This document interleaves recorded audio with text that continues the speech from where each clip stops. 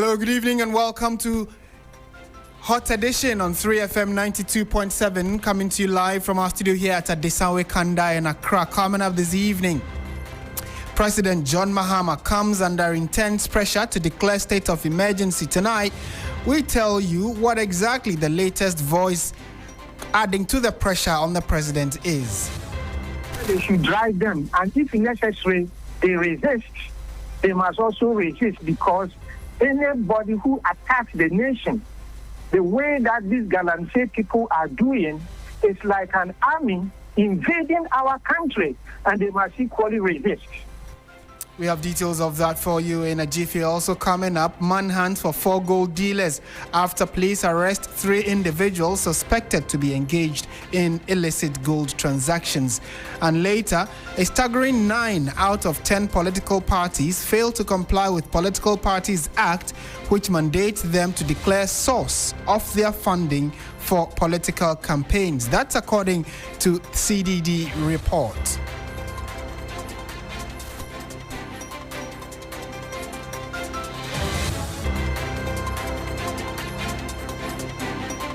You would find some very staggering statistics, right? And it's not just a Ghana problem. Not only in Ghana are we running elections where candidates are putting up millions of dollars, tens. We'll give you an update of what exactly the findings of the report says as to why political parties are unable to tell us their source of funding. We are live around the world on 3news.com. We are also on Facebook and on YouTube, and we love to hear from you, so do let us know what you make of the many stories we have for you tonight. We're starting with issues about Gold Board, but before that, let's bring you the news summaries with Christabel.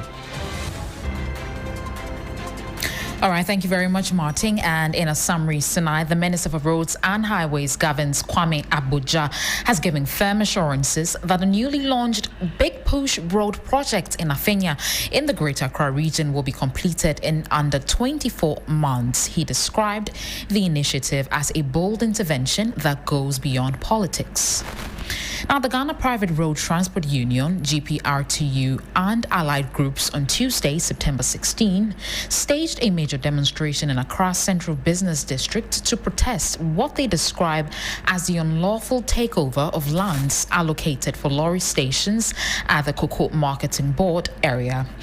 The protesters, made up of drivers, traders, and market women, accused the private developers of encroaching on the land with the backing of the Railway Authority. Addressing the crowd, the Industrial Relations Officer of the GPRTU, Alhaji Abasi Moro, lamented the continuous loss of their stations to private interests. In other stories, students of Tamalit Technical University have staged a protest on Tuesday, September 16, demanding improved welfare conditions and urgent infrastructure development on campus. According to the students, management has failed to account for development levies charged in their fees over the years, insisting that no visible projects have been initiated despite continuous payments. Speaking during the protest, Mahamudu Musa, who is the PRO of the Students' Representative Council, accused the university administration of neglect. Just before we go, a coalition of nearly 400 individuals and organizations has called for the immediate cancellation of the Israeli Film Festival scheduled to take place at Silverbird Cinema, Accra, from today, Tuesday, September 16 to 20th, 2025. The coalition, which includes prominent public figures, academics, artists, activists, and faith-based organizations, argues that the event is an attempt to whitewash genocide and apartheid amid the ongoing humanitarian catastrophe in Gaza. We have this on our website and a whole lot more for you. Please do well to visit 3news.com. Over to you, Martin. Thank you very much. And we are starting from issues about Ghana's Gold Board, and they have arrested 3 individuals suspected to be engaged in illicit gold transactions. 4 others are on the run, and police is in search for them for a bounty of 1 million Ghana cedis for each. According to the Chief Executive Officer, Sami Jemfi, the arrest is part of a broader effort to combat gold smuggling and enforce the country's gold trading laws.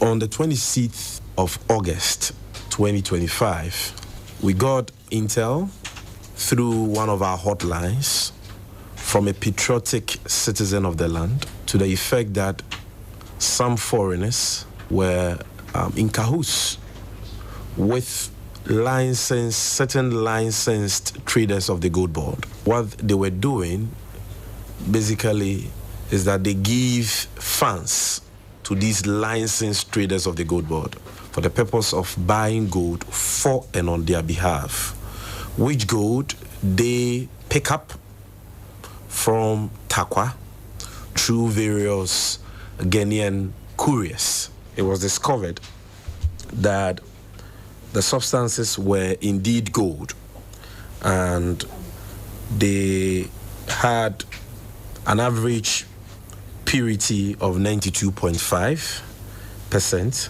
per the price of gold at the time. The gold was valued at almost 10.2 million Ghana cedis.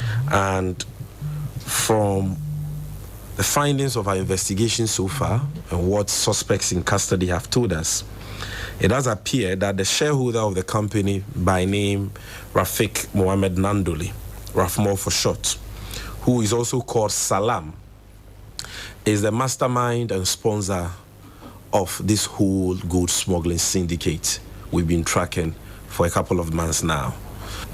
Per what suspects in custody have told us, they bought nothing less than 100 kilograms of gold.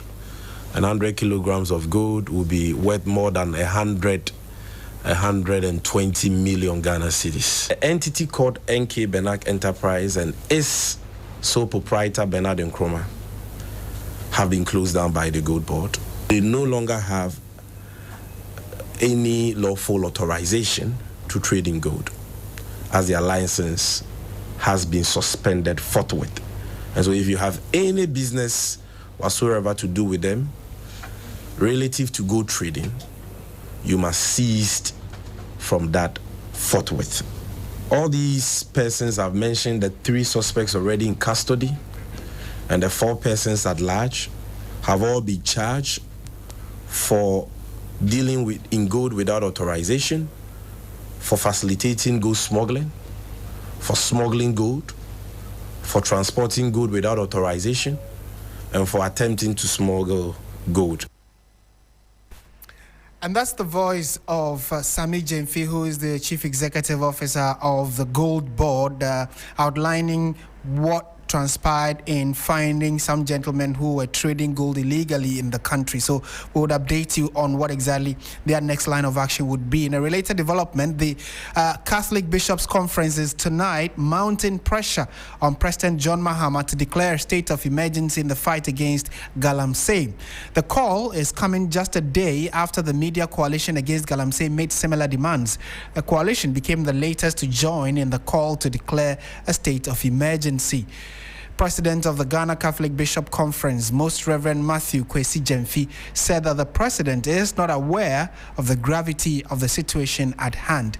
He spoke earlier on Hot Edition. The distraction that is going on is extraordinary, is grievous, is dangerous, and it doesn't call for any other simple, delayed correction. They call for extraordinary measures. And this is about life and death of the nation. And that is why we call on the leadership of the country to take extraordinary measures. When there is death approaching you, you don't delay. You take urgent measures to halt it. And this is death, destruction of our nation. So why should we wait? In other words, we should stop it immediately. We should put an end for it. Why should you delay? Why should we sip a poison that is killing us? You don't sip it. You stop it. You throw it away. So the president who is leading the nation must stand up and deliver his country from death, from distraction. And so he should stop and use all the resources available to him, all the resources of the country, to put a stop, immediate stop, to Galamsey. Well, I don't know. I believe that the president is not aware of the gravity and the seriousness of the issue at hand. He may not be aware. And if he's aware, then I wonder why he would say that. And I say this as somebody who has seen some sections of the programs. Look at our rivers. Look at the dangers. Look at farmlands. Look at this. It's like a war declared on Ghana, on our very livelihood. So why is the president not declare a state of emergency? Unless he's not aware. And we are reminding him and telling him of some of the dangers, the immediacy, and the urgency that the country is in. For the president to be aware of these things and to declare a state of emergency, halt all Galamsey, whether legal or illegal, the consequences are there, and you should sweep off all of these people from the ground. This is not something that we can solve piecemeal. It is not something that we can solve by installment. We have tried the method that the government is doing now. It didn't work. Why should we try the same method that didn't work? So there should be putting 1 battalion as a suggestion from this guy. And I think I agree with him. 1 battalion soldiers, fully armed, to sweep our forests. I said they should drive them. And if necessary, they resist. They must also resist, because anybody who attacks the nation, the way that these Galamsey people are doing, is like an army invading our country, and they must equally resist. And they must leave peacefully, or the soldiers must drive them out like soldiers who are invading our country. This is not time for talking about small things when our lives are in danger. The water we drink, the food we eat, the babies are being born. Then what is our future? What does this paltry small amount of gold that we get, what does it do to our nation? And even if we get it and we are dead, we are deformed, what will be the value of it? Dangerous. Right. So you heard the voice of Most Reverend Matthew Kwesi Gyamfi, who is the president of the Ghana Catholic Bishops Conference, raising a number of questions which I will be redirecting to my guests who've joined me on phone this evening. We have Seth Wolashime, who is a mining consultant, and then also we have Richard Kumado, a security consultant. Gentlemen, good evening. Thank you for joining us on Hot Edition. Thank you, Martin. I'll start. Good evening, Martin. Right. I'll start with you, Mr. Wolashime. I think there is some kind of a challenge, in trying to find out what exactly Galamsey and small-scale mining is. So for the person who does not or cannot really tell the difference, help us understand, beyond mining in the forest, which is wrong, or mining in the river, which is wrong, when you see someone mining in an open field, how do you tell whether this is Galamsey or this is small-scale, a regular small-scale mine? Well, the term Galamsey is an illegal activity. Small-scale mining has been sanctioned by our laws, and so the difference is that one is legal and the other is illegal. So it doesn't matter whether you are not doing it in a river body or a forest reserve, as long as you don't have the approval of Minerals Commission to mine, then that activity can be termed as Galamsey. And those who have the permit to mine, those are called small-scale mining. Right. So someone can be mining in a legitimate or an area that has been seeded off for mining, but if they are doing it illegally without the requisite permission, that can be seen as galamsey or termed as galamsey. Precisely. Okay. Thank you for that explanation. Now, if you look across, and having been a mining consultant yourself, if you look across the country, the concerns that have been raised about galamsey, many assumed was largely in our forest reserves and in our water bodies. So if someone who is licensed is using banned chemicals, which is resulting in the kind of deformed babies, etc., and health concerns being raised, that legally permitted miner is also doing galamsey. Would that be a fair assertion? No, it is wrong. You see, the Minerals Commission has been empowered by the laws of the country to supervise the mining sector of our economy. Now, they have the mines department under the Minerals Commission. And the mines department is supposed to go and see the operations of these small-scale miners and make sure that they conform with what we call the best practice. For example, if you are going to open a pit for mining, it should be opened in such a way that it will be safe so that it doesn't cave in on the people who are working. Something we have experienced, in this country, many times, just because we don't have the right supervision. So if somebody is using a chemical that is not supposed to be used, the supervisory role of Minerals Commission should be able to uncover that, and that should be able to, they should be able to advise them that no, it is not possible that you can use this and that, because the effect on the environment is negative. Okay.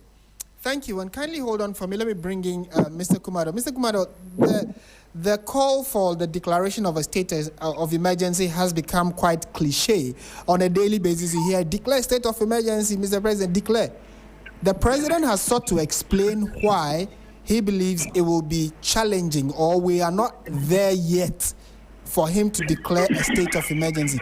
As a security consultant, first of all, explain to us what the term state of emergency means, and if you understood what the President sought to tell us on the day he met the media.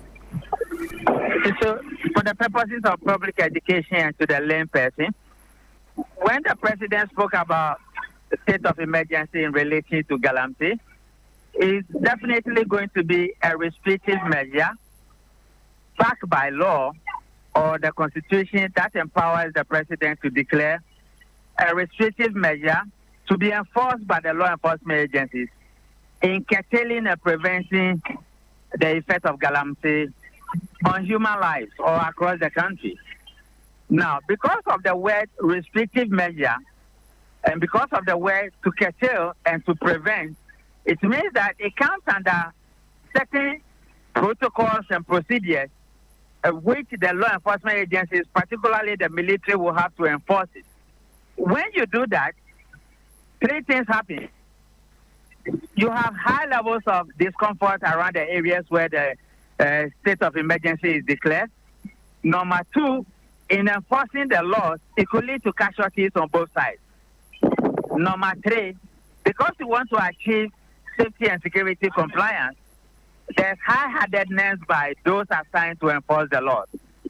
So we as law enforcement officers, we will ask the President, do you want us to enter into all our forests and the mining areas on a certificate of urgency or on a certificate of emergency? Whichever one the President chooses, the protocol levels are different, the compliance levels are different, the methodologies are different, and should we benchmark those practices for them? Yes. Are we at the point of doing that? Yes. But do you want to declare a state of emergency? Because of the restrictive measure and because of the power given to the President or even the local authorities, our chiefs and our DCs and MCCs, you will have to come out with a measure in such a way that you have to be clear whether you want the law enforcement agencies to go in on the certificate of state of emergency or on the certificate of urgency. So that is where we are as a nation. And maybe my final question to you, Mr. Kumado, will be, at what point do you foresee that the president may have to?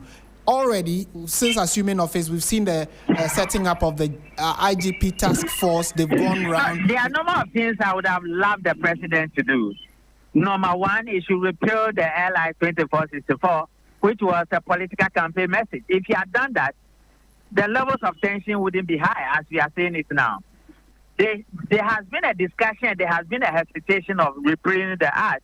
Some people say when we repeal the act, there will be vacuum. All those discussions has been done, and now government has agreed that they will repeal it. When government repeals that particular act, he should call the CSOs and the coalition against Galamsey into his office in the presence of the Minister of Interior, the National Security Coordinator, the Director of BNI, and the IGP. Then they will have a discussion. They have been trained, and the appropriate practices and tools are bought for them. Once we can do this one, government communicators must also communicate properly. If we can do these 5 things off my head, I think we'll be fine as a nation. Because you see, Martin, these guys have been mining for all this while. We are facing challenges because the inappropriateness of what they are doing is affecting our water bodies and our farmlands. And that is where it's posing danger to life and human lives and property and body and food and almost everything. Right. And those guys in charge of the environmental greenage something, they wouldn't sit quietly. So that is where we are. Let's do it properly. I believe we have the capacity to do it. All right. Mr. Kumado, thank you so much. Thank you. Mr. Wolashime, so are you also confident, picking up from what Mr. Kumado said, are you confident that mining that we have done all these years, and the latter part, probably in the last decade or so, there have been key major challenges with how mining is evolving over time? Are you confident that with the right measures it can be done well, or this is a situation that probably has gotten out of hand? Thank you very much, Martin. Martin, I would want to associate myself with some of the comments that Mr. Kumado made. Now, first of all, a state of emergency is not what we need right now. What we need is to place a moratorium on mining. And during that period of moratorium, I'm suggesting 3 months. Every mining person or company that has equipment or equipment that have been seized from these illegal activities should be brought on board to reclaim the land. So for 3 months, we should be engaged in reclaiming the land, filling these potholes or manholes that have been created in the bush. Secondly, I heard the president say he's going to send miners, to Australia where there's best practice. I think that we should rather arrange for experts to come from that country to teach people on the ground how to engage in best practice, because this is where the problem is. Number 3, immediately I am suggesting that the Gold Board should take an amendment to Parliament to fix a 1% land reclamation fee that will be put into a fund so that we can be using it to reclaim the land as and when the need arises. I think that by and large, we have approached this thing in the wrong way. The very first issue I have is the politicization of the issue. People, when they are in opposition, are saying different things. People in government are saying different things. So the whole conversation is murky. I would want to urge all the political parties involved to henceforth consider this thing as a national emergency. Right. Okay? Right. And also, one thing I keep on saying is that Minerals Commission has been mandated by law to supervise this sector. The earlier we begin to resource them adequately to perform that role, the better it will be for us. Because at the end of the day, sending task forces into the bush and things, it's not a solution. It's a temporary stopgap measure. Okay. That should be clear to us. Okay.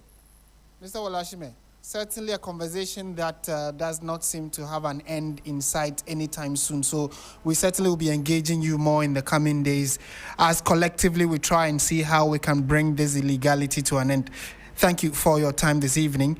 Seth Wolashime is a mining consultant and has been helping us put into perspective these concerns that have been reiterated by the Catholic Bishops' Conference asking for a state of emergency to be declared. Earlier, you had a security consultant as well who also shared a similar thought on how we can, as a country, use the right security approach in fighting Galamsey. I'm talking about Richard Kumado. You're still listening to 3FM 92.7. This is Hot Edition, and we are going on to some other stories now. Something quite interesting is coming up, and it says that the cost of winning a presidential election in Ghana has risen to over $200 million. That's according to Ghana Center for Democratic Development, CDD Ghana. Now, speaking at an open society event in Accra on September 15, 2025, the executive director of CDD Ghana, Professor Kwesi Prempeh, warned that the soaring cost of elections could exclude competent leaders who lack access to abundant resources. He explained that this development raises serious concerns about the inclusiveness and sustainability of Ghana's democratic system. He further cautioned that these trends jeopardize Ghana's pursuit of democracy and prosperity, stressing that politics risk becoming preserved for the wealthy and well-connected. Take a listen to him. When you read the report that is being launched today, you would find some very staggering statistics, right? And it's not just a Ghana problem. Not only in Ghana are we running elections where candidates are putting up millions of dollars, tens of millions. At the presidential level, over $100 billion is what it takes. Actually, that is like 2,000 number. Currently, it's probably double or triple. We don't even know. That's the problem, right? You need about $200 million probably to win a presidential contest. How many of you here are ever going to be in that category, in that cohort of candidates, right? Even the parliamentary level, including at the primary level, it's just impossible, right? You cannot have that kind of a democracy and expect it to be developmental. So we need to worry about things like campaign finance, regulation of internal party democracy. If the parties are the building blocks of our democracy, because we call it multi-party democracy, then what happens in that party? What happens in those parties? What those parties stand for? How they behave? How they choose their leadership? But if you have rules like you have to nurture the constituency, what does that mean? You understand what it means. Before you are chosen by the party oligarchs at the constituency level, you must prove that you have nurtured the constituency. It's one of the rules in some of the parties. What does that mean? You must have fed them while you were out of power or in power with a lot of money. Where are you going to get that from? And that's the voice of the head of CDD Ghana, who has been sharing a thought on, I'm talking about Professor Henry Kwesi Prempeh, who spoke earlier on issues regarding the funding of political parties, whether or not collectively as a people we need to start funding them. Then on the back of that, we can actually monitor what and where they dispense these finances. But what does the law say about political parties and how they are financed? We've been joined in studio by Wisdom Safo, who is with our research desk here at Media General. Wisdom, thank you for joining us. To start with, I mean, we know that we say we are a law-abiding nation, or we are a country that has laws to guide us. What exactly does the law say about political party financing? Okay, so Martin, when it comes to political party financing, there's a Political Parties Act 2000, Act 574, which regulates the financing and the resources that these political parties should be used for political campaigns, and some regulations that they have to follow. Christabel, I want you to take us through some section 21 and 23. Then after that, I'll give a breakdown of what is actually in the CDD reports. And if you look into the CDD reports, Martin, it's actually said that over 90% of these political parties do not comply with this Political Parties Act 2000, or the law that regulates the financing. So, Christabel. All right, so Political Parties Act 2000, Act 574, now to Section 21. It says annual accounts. Every year within 6 months after the end of the financial year, parties must file returns that show the state of the accounts. These must also include sources of funds, membership dues, contributions, and donations, whether cash or in kind, as well as party properties. These returns must be backed by a statutory declaration from the General Secretary and Treasurer and supported by an auditor's report. And on to Section 23, which says contribution to political parties. Political parties are allowed to raise funds, but only lawfully. Contributions and donations can only come from Ghanaian citizens, Ghanaians abroad, and companies or partnerships that are fully Ghanaian owned. Companies with less than 25% foreign ownership are also allowed. But importantly, if parties receive contributions that break these rules, they are not allowed to keep them. Such funds are forfeited to the state. And this will bring us to Section 24, which says foreign contributions or donations. Non-citizens are strictly prohibited from donating directly or indirectly to political parties. If a party accepts such funds, it commits an offense and can be fined up to 10 million cedis, with the donation forfeited to the state. For the non-citizen donor, the consequences are even harsher, where we have a fine of up to 10 million cedis or a 2-year prison term, or even both, and they may even be deported. Okay, yeah, thank you, Christabel. So why is this even important? It's about leverage.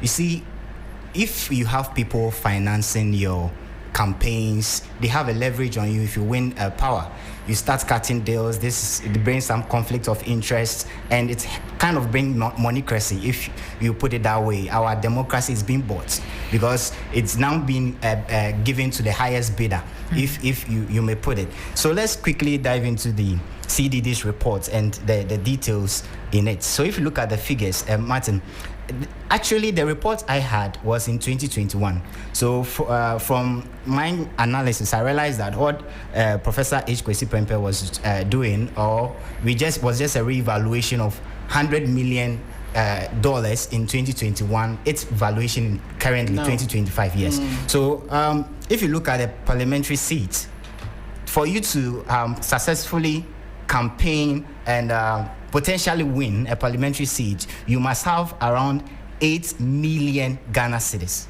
8 million Ghana cedis. And for the presidential race, as you rightly mentioned, you have to have $200 million. If you look at the current exchange rates, you have to do the math yourself. So you have to have something very huge, almost 2 billion Ghana cedis, to actually win a presidential, or 2.4 billion Ghana cedis to win a presidential election. Now let's look at where the spending normally go. Where do these political parties spend most of these funds? So most of the funds go into direct social support, which includes school fees. They will say, okay, let me sponsor some school fees for my constituents, or for some of the deprived communities, the rents, health, and sometimes student scholarship, as I said earlier. And some also go to political parties related costs, such as the nomination forms, the election night. Conducting elections, you remember, turn on the cameras. last election, 2024, where he said on the cameras, these are something that you have to procure. And what do you use to procure all this money? And for the financing sources, you realize that most of the financing come from elite financiers. So when Christabel was reading through the act, you realize that they mentioned people, companies, for Ghanaian abroad and all that. So these are elite people. You have to have money in order to give. And these are people actually who are elite, as we said. You have to have something to give. And when they give, they don't expect...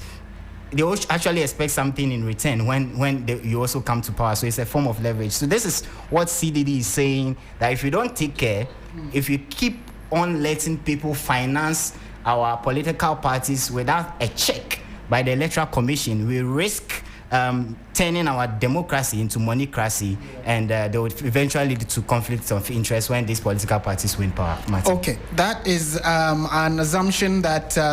based on the report from CDD, is actually a part of our daily political life now. But how disturbing is it? Let's engage the thoughts of Dr. Ali Nyaba, who is a political scientist at the Kwame Nkrumah University of Science and Technology. Doc, good evening, and thank you for joining us on 3FM. Good evening. How concerning or disturbing is the fact that we are unable to tell who is funding our political parties, who at the end of the day become our leaders?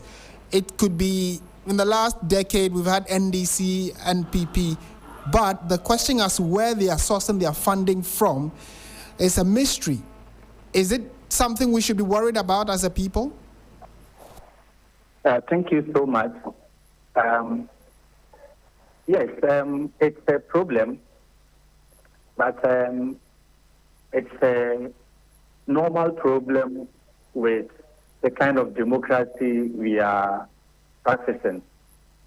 If you look at the trajectory of those we are trying to emulate in this democracy, and we take America or the USA in particular as an example, in the 1800s, up to about the early 1900s, they were having some of these issues, and it got to a height in 1904 when there was a scandal, and this led to the Tillman Act in 1907. From the beginning of that 20th century, in 1907, they have subsequently in 1925, 1975, and then most recently in 2010, tried to find ways to regulate moneycracy, or what my colleague just mentioned a while ago in the USA. So it is something that is sort of a global phenomenon, and because we have precedents, maybe we may follow what our predecessors have done and have proper regulations. Unfortunately, in Ghana, apart from the bits and pieces of regulations in the 1992 Constitution, and then the Act in 2000, and then maybe the Electoral Commission regulations that try to regulate how political parties are funded, we have not intentionally put up enough regulations to nip this canker in the bud. Yeah, but the historicity you've given us tells us that it has been a challenge since as far as we can all remember. But we know that there probably is a concern there. What steps would you advise, for instance, although there is a law, the law being implemented by the Electoral Commission or any other state agency does not seem to be able to get to the bottom of knowing who is giving these parties money or these individuals money to campaign and lead us as a people. So what suggestions would you make as the best approach for us as a country if we really want to know where these funds are coming from? Yes, it is difficult for me to pretend as if I have a solution for this problem hands-on. But again, there are precedents here in Africa and outside Africa where regulations have been made to put a cap on political parties spending during campaigns. But you see, the problem across board has always been about implementation. It is so difficult to implement some of the rules, even though they will be on paper like we have in Ghana by the Electoral Commission. You see, the situation in most African countries, especially our neighbors in Nigeria, where they have a cap. But at the end of the day, in practice, the political parties spend far more than it is prescribed on paper. So it is okay that we start from a point, but there is no one-off solution. We have to gradually, as a people, reorient ourselves towards what we intend to achieve in the democracy that we have subscribed to. That's why I gave the history because we are a young democracy. Sometimes it is good that you study from precedents, from other sources who have practiced similar systems. But to say that there is a one-off solution, that is going to be very difficult. Challenge. So the first stage is to have comprehensive rules to safeguard some of these things that we are talking about. Like I gave the instance, in 1907, when there was the Tillman Act, there were loopholes. So they looked at the challenges, revised them in 1925, revised it in 1974, and then subsequently in 1910 it was strengthened. But even that, if you check the last elections in America, particularly the 2020 elections, there were still allegations of some of this monocracy in the system. So it is difficult to say there is a one-off solution. Maybe we should look at the situation holistically, not just from the perspective of the political parties, but as a people, and we decide to take a stance on what we intend to achieve in our democracy. And then reorient ourselves strategically to reduce this trend of spending a lot of money virtually to buy power. Doc, thank you so much for your time this evening and your thoughts that you share on this subject. Dr. Ali Nyaba is a political scientist at the Kwame Nkrumah University of Science and Technology. The overarching concern really would be that you and I need to know who is funding the member of parliament that is taking decisions on your behalf, and we need to know the parties that struggle or campaign to come into power to get our mandate to lead. If you do not know, and it is probably a very wealthy individual or a wealthy group of people, then they'll be calling the shots at the end. That is the concern that CDD is trying to draw our attention to. So it is a very important national conversation to have. And that is why we're happy that you're also sending in your messages on our Facebook page and on our YouTube channel. You're still listening to 3FM 92.7. This is Hot Edition. And we're shifting our attention to business now.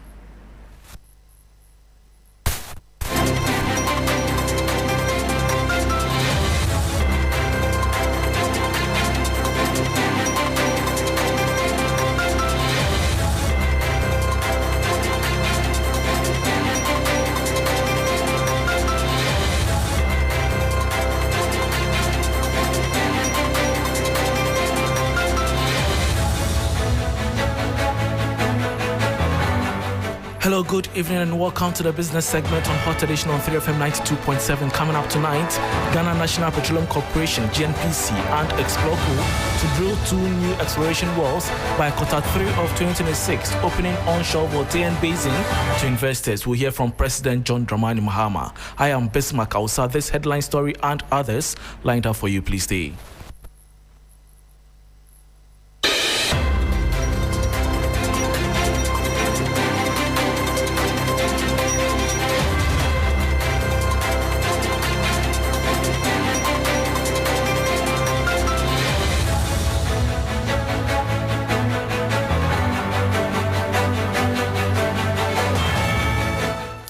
Thanks for your company. Now to the details. President John Dramani Mahama has announced that the Ghana National Petroleum Corporation, GNPC, and its exploration arm, Exploco, will drill 2 new exploration wells before the end of the third quarter of 2026. Speaking at the Africa Oil Week in Accra, the president said the move underscores government's commitment to expand oil and gas exploration both onshore and offshore, highlighting the Voltairean Basin as one of the continent's most promising frontiers.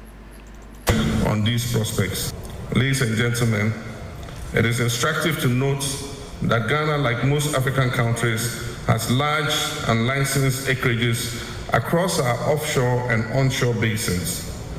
The onshore Voltairean Basin presents one of the most exciting frontiers on the continent.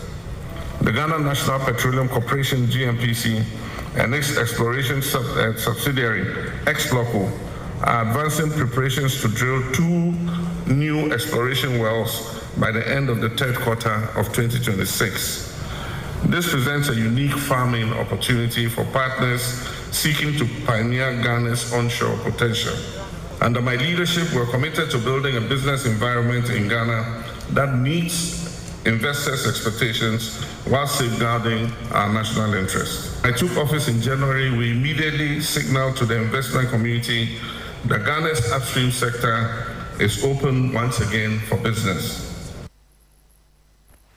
And that was President John Dramani Mahama announcing that the Ghana National Petroleum Corporation, GNPC, and its exploration arm, Exploco, will drill 2 new exploration wells before the end of the third quarter of 2026.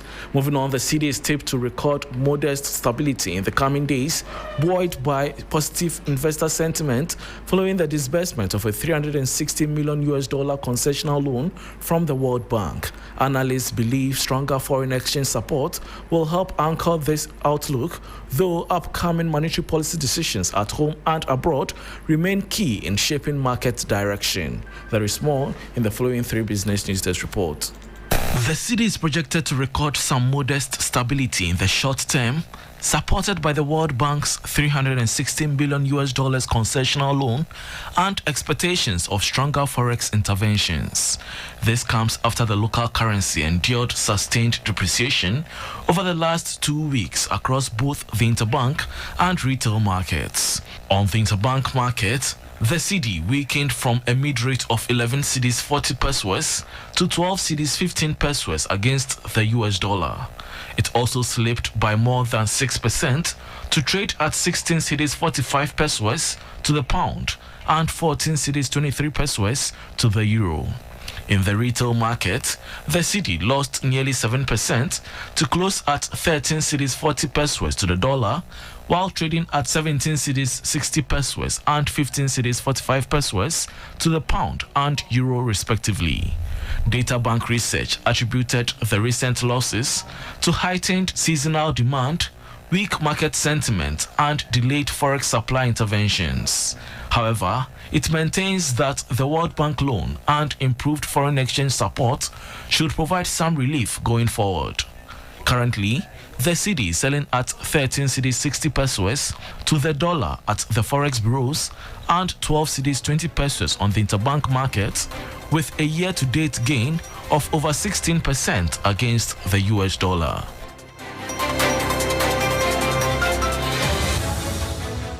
And that was a 3 business news desk report on the cedi expected to see modest stability on the back of World Bank's $360 million concessional loan. Bringing us to the end of the business segment on Hot Edition on 3FM 92.7 with me, Bismarck Ausa. For more business stories, please check out our website, 3news.com. Thanks for your company.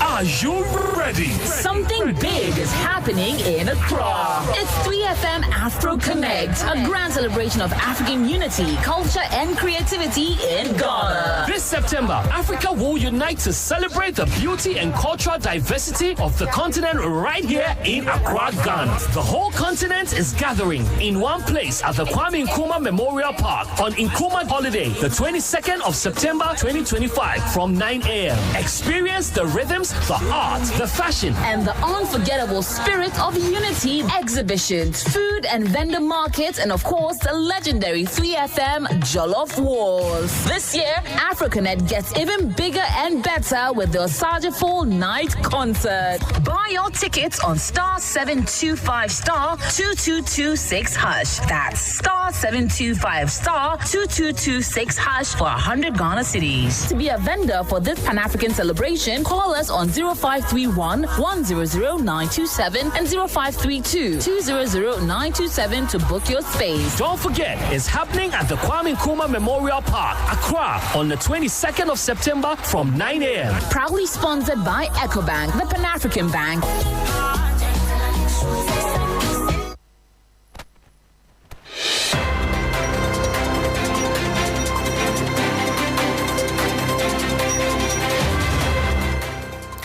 Welcome back. It's still Hot Edition here on 3FM 92.7. 10 residents in Ablekuma North who failed to take up in a cleanup exercise last Saturday have been summoned to appear in court this week. The Ablekuma North Municipal Assembly served notices for all individuals to get involved in a cleanup exercise, which was slated for last Saturday. But some shop owners and residents failed to show up for the exercise, compelling the Assembly to take action. There's more in the following report. Police served notices directing all shop owners and officers not to open their premises for businesses until the exercise was over. However, some recalcitrant residents and shop owners went ahead to open their businesses and refused to participate in the one-day exercise. This compelled the task force led by the Ablekuma North Environmental Department to serve the respective individuals with summons to appear before the court. Ruby Ayram Banyini, the environmental officer for Ablekuma North Municipality, said all those who participated in the campaign have their names written, while those who did not participate would face the law. And so, as a start, when we came here, all those who participated in the cleanup, their names have been written. In the week, we come and serve them notices of non-compliance because we've made announcements, we've issued letters to inform the public that they must participate. And this cleanup, or this National Sanitation Day cleanup exercises, are very important for all of us as Ghanaians. The Ablekuma North Municipal Chief Executive Adamu Musa Kalamu, who led the exercise by participating and ate from dawn to midday, further noted that the Assembly is enforcing the Assembly bylaws on Operation Clean Up Your Frontage. The Assembly members, Municipal Coordinating Director, and identifiable groups including the Community Police Assistant participated in the cleanup exercise. Confirming the summoning of 10 individuals, Mr. Kalamu said, for all those who opened their shops during the stipulated time, the necessary disciplinary action would be instituted against them.